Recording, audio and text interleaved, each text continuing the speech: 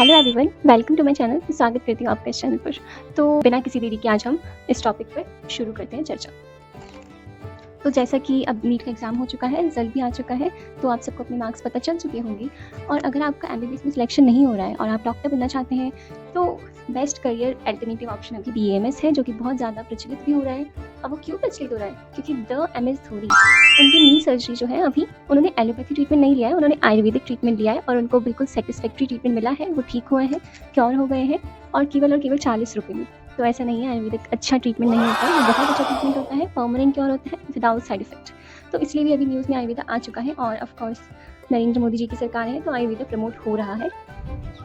तो अब हम बात करेंगे आयुर्वेदा के अंदर टॉप 10 गवर्नमेंट कॉलेजेस की, और अभी हम सारी इन्फॉर्मेशन आयुर्वेदा के रिलेटेड बात करेंगे।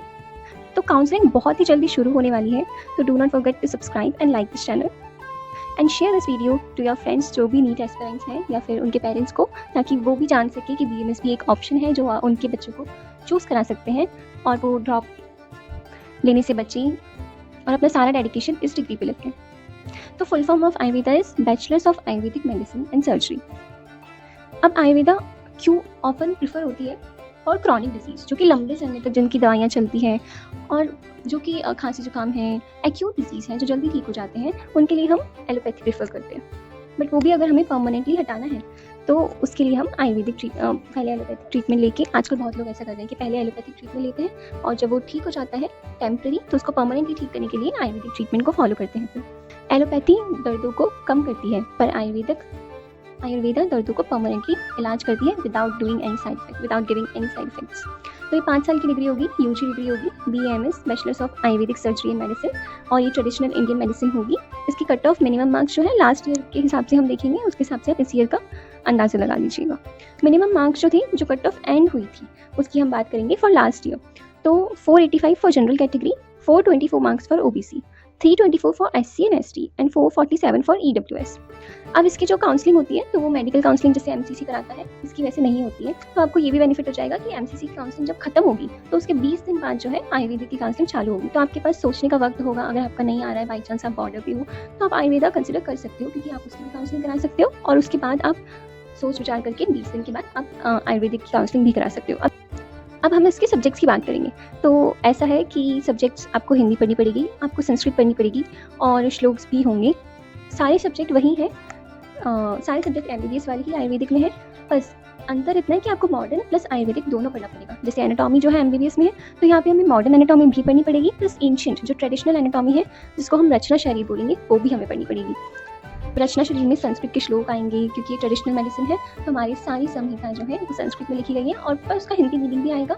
And if you really want तो फिर इनके इंग्लिश ट्रांसलेशन भी दे रखे हैं साउथ में, तो इवन इनके रीजनल लैंग्वेजेस में भी।